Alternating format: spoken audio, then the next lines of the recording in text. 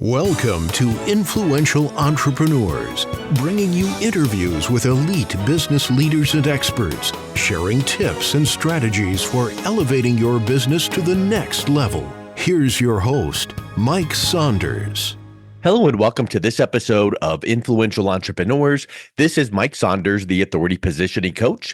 Today we have with us Chi Odogwu, who is the founder of the Bulletproof Entrepreneur. Chi, welcome to the program. Thanks for having me, Mike. I appreciate you doing this podcast today. Oh, yeah, you're welcome. I'm looking forward to talking with you. In fact, we were talking just before we started recording. I had you on the show 7 years ago, and time just flies. It seems like it was 2 or 3, but 7 was a long time. So I'm excited to catch up with you and hear what you've been doing. So give us a little bit of like your story and your background, and then what are you doing now in the industry? Sure.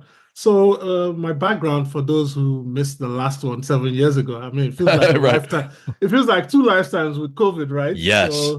So basically, I was working as a management consultant in the United States. So I quit that to start an e-commerce company in my hometown in Lagos, Nigeria. I moved back home. One of the first baby product e-commerce stores. Didn't quite work out as planned. It failed within like 6 months due to some economic challenges. So I now decided to look back and say, okay, what are some of the things that I did right, didn't do right? Yes. I figured out marketing was like my biggest weakness because I'm a numbers guy. My degrees are all in finance. So everything else I could like track, but the marketing aspect, and I'll be honest, even in college, I wasn't really that great at marketing. I just knew that, okay, if I passed all the rest, if I'm weak in marketing, somebody else will do that. So it came back to bite me in the butt, right? So I learned how to be a better marketer, took copywriting courses. Actually, at that point in time, I spent my last $500 buying 5 PDFs from Jay Abraham about copywriting and marketing, and I just studied all that. And I was like, you know what? I actually do like writing. Let me see if I can make a go out of writing and get some clients this way. And I got my first writing client from there. I think it was $5 to write like, I think this was it's illegal today, but back then it was okay. So it was to write like a ebook review. And then I did a dating profile, and then I started writing real estate descriptions for real estate companies, and then I now started doing other content work for other people. So it just grew from just one little $5 gig on Fiverr to writing. And then I was like, you know what, I really like doing this. At that time also, I was hosting my podcast, the Bulletproof Entrepreneur. And then somewhere around 2019, I would say, I had a guest on my show, and he loved the conversation, and he was like, oh, can you help me, like, do some ghostwriting for social media? And I was like, what is that? He's like, oh, the way you interviewed me, we do an interview and then you write the stuff for social media. And I was like, oh, okay. So I started doing that. And then I now figured out with that, I could actually turn it into thought leadership for writing for publications. So you mentioned Wall Street Journal and other places. So I started like getting bylines in places like Huffington Post, where I would write about different topics and businesses. And then people started reaching out to me saying, hey, we want to also be contributors. Can you help us write our thought leadership pieces? And then I started getting clients that way. Wow. From a $5 Fiverr gig to Forbes, Success Magazine, Wall Street Journal, Bankrate, Fox Money, Entrepreneur. That's a success story. And I don't know that I would ever recommend anyone spending their last $500 on something. But if you did, then Jay Abraham definitely is the one to do it on. So I follow his work, and he's just spectacular as well. So you and then you said something else when you had that air quotes failure after 6 months on the e-commerce store. You didn't really dwell on that as a failure. You were like, let's see what worked. Let's see what didn't work. Let's learn from that. And you either win or and people go lose. No, you win or you grow, or you learn. You win or you learn. And you learned lessons. You've turned that into lessons. And now you're helping other entrepreneurs become bulletproof. Great. I love that. How are you working now with entrepreneurs in your consulting agency? Okay, so with the advent of ChatGPT and AI, Yeah. in 2022, I noticed one thing was that, you know what, this thing is probably going to affect everything we do in knowledge space. So when it comes to Yeah. writing, right now it's already very good at writing. Not the best, but very good, at least for the basics, right? But also it's going to help unlock a ton of efficiencies for people. And a lot of people, like every other new technology, they're hesitant to learn how to use it. So I figured, okay, this writing thing, I don't know how long I'm going to be able to do it, but I know that there's going to be something here with this new emerging industry. And if people can figure out how to be more efficient with it, not just writing alone, but like interfacing some of these AI systems like OpenAI, ChatGPT into creating what they call AI agents, where rather than take, for example, Mike, if you were to do research on me for this podcast, you would go spend some time on the internet, Googling and all that. We can easily set up a system in 5-10 minutes and say, hey, anytime I have a podcast guest, quickly research the person and write a summary for me, and then put it in a Word doc and send it to my inbox so I can take a look. And all that takes like 10 minutes to set up. So you could do that for different things.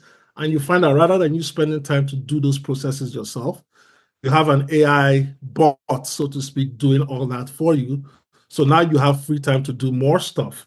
And then you can also use it to like expand your creativity as well, because you can now say, okay, I've always wanted to explore. So take, for example, personally in my life, I've always had like a couple songs kicking around in my head since grad school. This is back in 2007. But I'm like, I wrote one stanza and that was it. Now with the new AI music generators, I was Right. like, you know what? I want to complete this song. So I'm like, how am I going to so I said, hey, teach me how to complete this song. I have this stanza. So it now said, oh yeah, it has a good hook and everything, but this is how you can structure it. And these are the type of beats that will go with it. And then over the summer, I worked on it and I was like, you know what? I have a song. So I actually released 3 songs instead of 1, because Wow. after I got the first one down, I was like, the other 2 ideas I was kicking around, now that I know how to do it, I can easily do it because the system is already there for me. So I was But just like, this let's will even help a pause lot on of, that, because okay, here you're making sure. a point that I think a lot of people are misunderstanding about AI. I feel like people hear about AI and go, oh, you put this prompt in, you go submit, you go copy paste and put it out there on your social media, your website, your blog, and AI and Chat GPT becomes your brain. And that's not the case. What you just described there was it was giving you some help to clarify some ideas. And then you looked at what the prompts came back with. And then you, with your knowledge, were like, okay, yeah. Okay, now that makes me think of this. And now from my experience, I'm going to do it this way. It just guides the process. Yes. So I feel like people think AI will take over the world and replace everyone's jobs, but in reality, AI will make people like you and me that are thought leaders do our work even more efficiently, because it gets us started, does some of the legwork, and then we come in with our expertise to polish it up. But AI is never meant to go copy, paste, send. Yes, 100%, 100%. Yeah. I think of it like it's a creativity multiplier, Yeah. just like you said. Yeah. Once you have the nugget and you give it, it doesn't have brain fog, it doesn't get stuck, it Yeah. doesn't have writer's block or anything like that. It will keep generating. And as long as you have a prompt to keep generating, you yourself will start thinking, oh, okay, I have this idea. It's helped me go this Yep. step. Now I can take it from there. The human is the most important thing in the Yes, mix. If you because guess outsource your what? I brain, couldn't write lose. one line of a song. So if I put something in like what you were describing, and it says, okay, well, the next line you should consider writing something like this, I would still be drawing a blank. So it wouldn't be the solution for me. So I just love how, and in a business and a marketing sense, I use it all the time, but it's just a starter when I can go, oh yeah, I see where it's going here. Now I'm going to bring in my expertise and polish up that section, this section, and then you're always making it your own. And I think that's huge. And then the other thing that you were talking about is it just kind of goes out and does some of the busy work for you. Go out and research this person's bio, email it to me so that I have it for my interview. Well, that just saves time. Exactly right. So like even you, Mike, we can use you as an example. You're the authority marketing coach and strategist. You can create your own authority coach jingle or authority positioning jingle just by taking your bio, and a few other things you've done, put it in the system and say, hey, I love, who's your favorite musician, Mike? Hello? Oh, I don't know. Pick anyone from the 80s. Let's just say John Bon Jovi. John Bon Jovi. So I love the John Bon Jovi's song. I'm even drawing a blank of John Bon Jovi's song. So let's create a jingle in this style of John Bon Jovi's song, Yeah. and let's make it catchy, and let's mix it maybe with a little bit of jazz or something else. And then it's in it wouldn't exactly be, of course, John Bon Jovi's voice, right? But it'll give you the vibe of his style. And see, what you just described there, though, is called prompt engineering. And I feel like it's like if you had 10 people that I said, please help me create a jingle for my company, and all 10 used ChatGPT, you would probably get 28 different responses, because one person would put the prompt request in one way, another one would have a different wording, and you would get different results. So the output really is dependent on the input.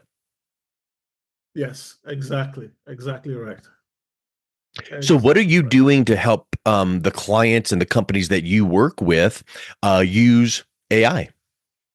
So the first thing first, it starts with teaching them how to use it properly, because like you rightly said, a lot of people think it's just put in a random prompt and you get, the AI to do the work for you. So I garbage in, garbage out. If you don't give a good prompt, you'll get garbage results. So you have to think through it in a structured manner. So you have to give it a context, you have to give it examples, you have to give it some background and styling, and then you also have to give it your other expectations, or remove some negatives out of it. So when I say negative, I'll be like things like, don't use cliche words, for example, or don't sound like my competitors in the space, or don't even sound like an AI or something like that. But you have to give it very good parameters for it to be able to create what you want it to create, especially if you want something to sound like you. So the first aspect is training. The second aspect is now looking at efficiencies, right? Because if you're a team of 5, how can you operate like you're a team of 20 or 50? What are some of the efficiencies that can help take off some of the mundane tasks and do the heavy lifting, so that your people can get more done in an 8-hour day than increasing your headcount by another 20, 30 people, which will now reduce your cost. And of course, with more people, you have to manage people and not manage your business. Activity suffers and your profitability suffers. So those are the 2 ways in which I go in and help clients see how they can implement this. What are you seeing when you first start, getting the lay of the land with a company? What are you seeing that their mistakes are typically? So the first things first is there's always apprehension and fear from employees, because they think you're trying to eliminate them from their job, of course. But when you tell them that no, because nobody wants to actually do more work outside of the working. We don't want people going home and turning an 8-hour day to a 14, 15-hour day. I used to do that. It really sucked. But if you can do 15 hours of work in 4 hours, that frees you up to even do more stuff, because guess what? Now your people can also be thinking strategically to help you. So the business owner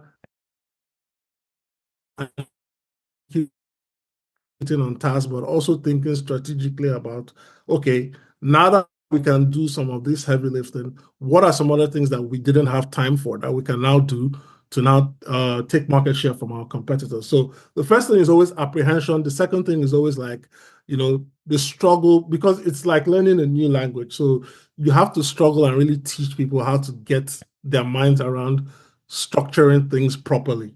And that just takes time and practice. I always tell people that, hey, look, you don't have to do it all at once. So, Chi, after 15 years in finance and consulting and working with companies with AI, what are you finding their biggest mistake is when they're trying to integrate AI into their existing business strategy? So the biggest mistake I'm finding is, first of all, people are not used to working in a structured manner with AI, right? So there's a lot of apprehension and fear, people thinking AI is going to take their jobs, not knowing that no, it's supposed to help you increase your productivity. And then the second aspect is also thinking in a strong.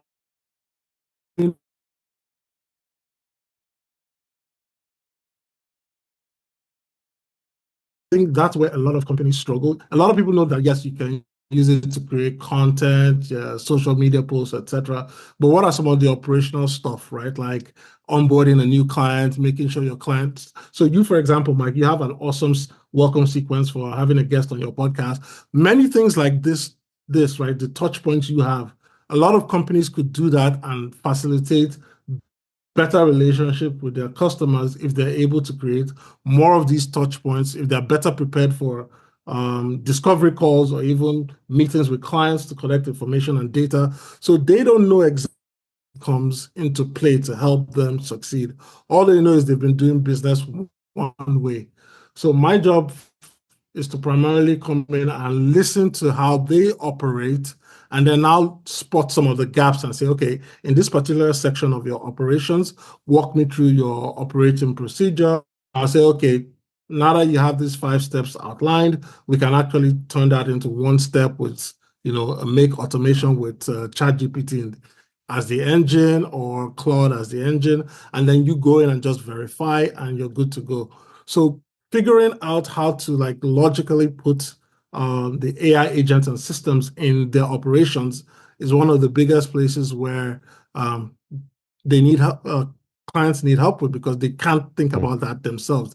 They just know that they've been doing business one way and it works for them. But you know what? If we can cut this down from like 5 hours to 30 minutes, guess what? They can actually get double the amount of clients they can work with. So things like that. Yeah, that's really huge. And I think a lot of times people don't realize kind of like the concept of opportunity cost. Meaning, if I'm working on this, then I can't be working on that. And when you use AI to speed up and make the first task more efficient, now that frees up your opportunity cost to be able to work on that other thing that might bring in that next client, or focusing on that 20% of your activities that bring in 80% of the impact. Exactly. So where do you find or where do you see AI going these days? I think it's speeding at the speed of light. And I think that's a lot of times 2 years ago, people wouldn't have dreamt of where we are now. Where do you see AI supporting business in the next 3 to 5 years? Mike's the first billion-dollar one-person company. That's how fast this thing is moving, because you can literally, again, I'm an advocate of not replacing employees with AI, but it is getting so good that you can actually have your sales team become an AI voice agent, where rather than you employing, let's take, for example, what people do is they outsource their call centers to Asia, like the Philippines, and they pay people $5 an hour to do the work. You can have an AI where you're paying it 1 cent an hour, and it can do the work of 30 call center people, and it'll never take a break, works 24/7. So you can imagine the amount of volume and data it's generating. And you now have another agent looking at the transcripts and saying, hey, you know what?